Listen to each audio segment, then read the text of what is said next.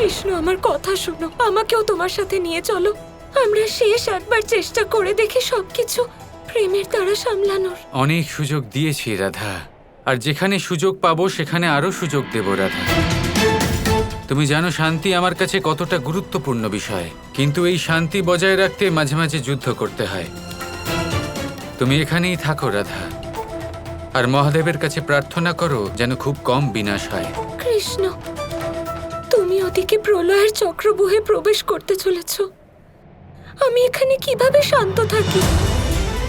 তোমার ততক্ষণ অবধি লড়াই করা উচিত নয় যতক্ষণ না খুব প্রয়োজন পড়ছে।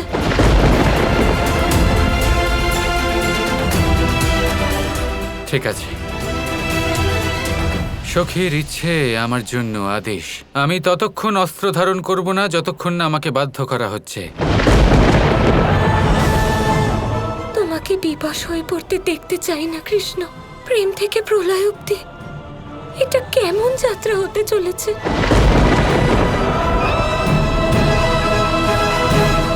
প্রেম থেকে প্রলয় পর্যন্ত, আর প্রলয় থেকে পুনরায় প্রেম পর্যন্ত, এটাই হলো আমাদের যাত্রা রাধা। কিন্তু গুরুত্বপূর্ণ বিষয় হলো এটা রাধা, যে প্রলয় আসে আবার থেমেও যায়, কিন্তু এই প্রেম, এই রাধা কৃষ্ণের প্রেম অক্ষুণ্ণ থাকে।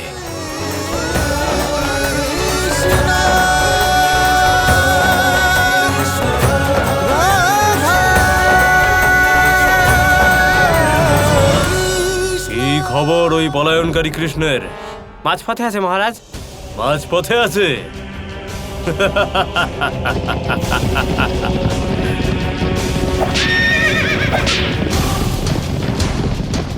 নিজের পতনের লক্ষ্যের মাঝপথে।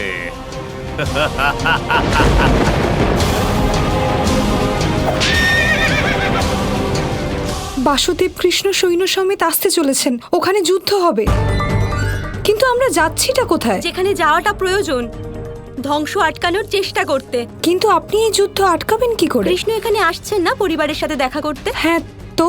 কিন্তু যদি ওনার পরিবারই এখানে না থাকে, আমরা ওনাদের বার করে দেবো এখান থেকে। অসম্ভব মহারাজ, বানাসুরের চোখে ফাঁকি দিয়ে বেরোনো অসম্ভব। সবাই যাও, আমি বন্দীদের সাথে একান্তে কথা বলতে চাই।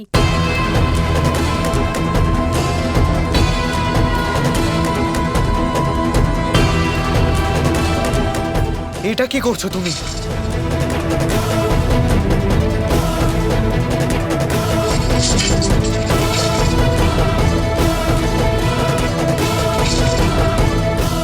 আমি যুদ্ধ চাই না, তাই আপনাদের এখান থেকে চলে যেতে হবে। ও তো আমার সব পরিকল্পনায় জল ঢেলে দেবে। কি করি?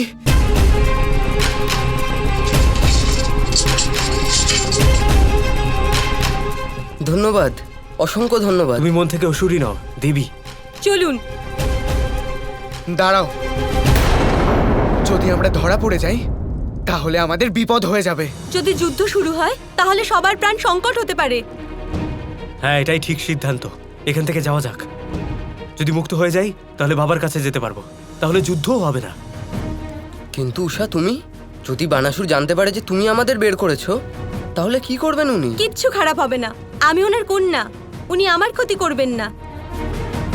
তুমি খুব সাহসী উষা, আমি তোমায় কোনোদিনও ভুলবো না। ধন্যবাদ। ধন্যবাদ দেবার সময় এটা নয়, আমাদের এখন পালাতে হবে।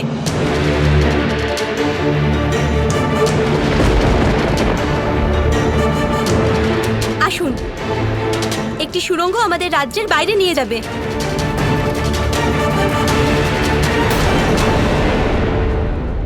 যদি আমি কিছু না করি তাহলে পুরো খেলাটাই মাটি হয়ে যাবে।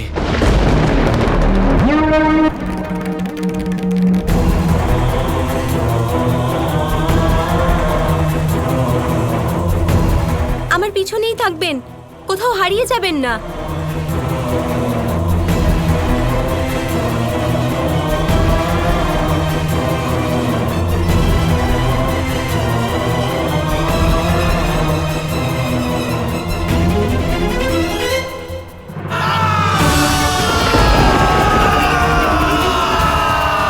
এ কি বানাসুর নিজে কেন প্রস্তুত হয়নি যুদ্ধের জন্য? ওর মনে হয় যে আমরা ওর সম্মুখীন হতে অসমর্থ। এটা তো আমাদের অপমান করা হচ্ছে। ঠিক আছে, তাহলে আমাদের কতটা সামর্থ্য আছে তাও নিজের সেনার নাশ দেখবার পরই নিজে থেকে বুঝতে পারবে।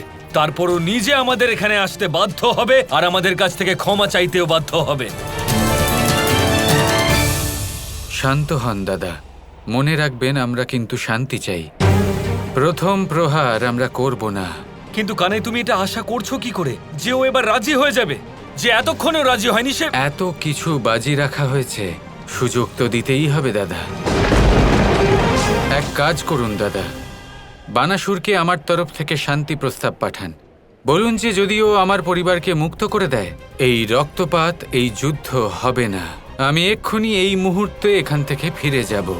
ধনুক থেকে তীর বেরিয়ে গেছে কানাই, এবার তো যুদ্ধে হারতেই হবে এই শয়তান অসুরকে। কিন্তু আজ পরিস্থিতির থেকে ঊর্ধ্বে উঠে ভাবতে হবে, ক্রোধের ঊর্ধ্বে উঠে ভাবতে হবে।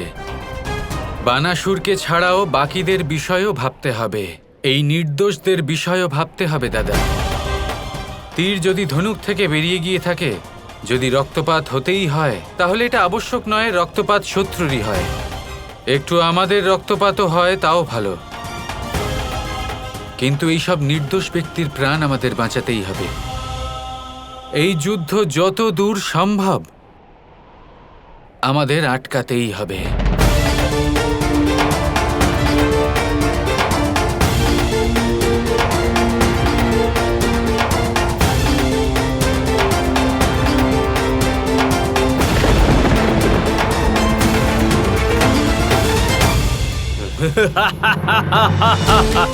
খুব হয়ে গেছে ওই কৃষ্ণ, আমার সাথে যুদ্ধই হলো না আর শান্তির দাবি করছে। আমার সাথে লড়াই না করেই নিজের সন্তানদের ফিরিয়ে নিয়ে যেতে চাইছে, কিন্তু আমি এরকম হতে দেব না। আমি ওকে ওর নিয়তির কাছে অবশ্যই পৌঁছে দেব। মহারাজের জয় হোক। খুব বড় একটা সমস্যা হয়েছে। কিরকম সমস্যা?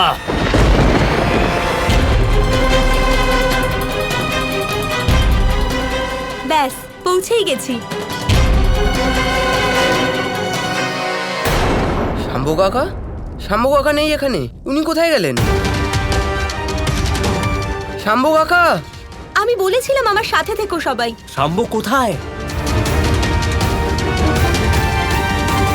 আরে কোথায় ছিলে তোমরা? কখন থেকে খুঁজছি। এই প্রশ্নটা আমাদেরও। কোথায় গেছিলেন আপনি? মানে একটা বাঘ হারিয়ে ফেলেছিলাম। আর এরকম করবেন না। আমার হাতে যে মশাল আছে সেদিকে দৃষ্টি রাখবেন। ব্যাস, ওই যেখানে আলো দেখা যাচ্ছে ওটাই হলো সুড়ঙ্গের শেষ। তারপর আমরা সুরক্ষিত। উষা, তুমি খুব সাহস দেখিয়েছো। আশা করছি আমাদের আবার দেখা হবে, কিন্তু কোনো সুখর পরিস্থিতিতে। আমিও এই আশাই করি।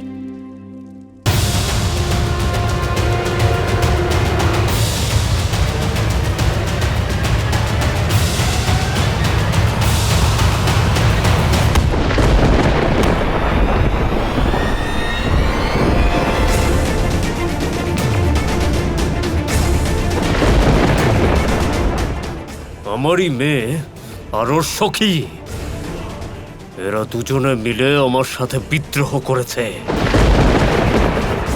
বিশ্বাসঘাতকতা করেছে আমার সাথে। বাবা, আমি তো শুধু যুদ্ধ আটকাতে চেয়েছিলাম, আপনার প্রাণ বাঁচাতে। কৃষ্ণের সাথে শত্রুতা করে কে বাঁচতে পারে? তুমি কি আমার শক্তির উপর সন্দেহ করো? এত দুঃসাহস! এবার দেখো আজ কিভাবে ওই কৃষ্ণকে আমি বিনাশ করে দেব। তারপরে তোমাকে তোমার অপরাধের শাস্তি দেব, আর তার আগে এই বিশ্বাসঘাতী যা করেছে তার ফল ভোগ করতে হবে ওকে। সৈন্যগণ, বধ করে দাও ওকে।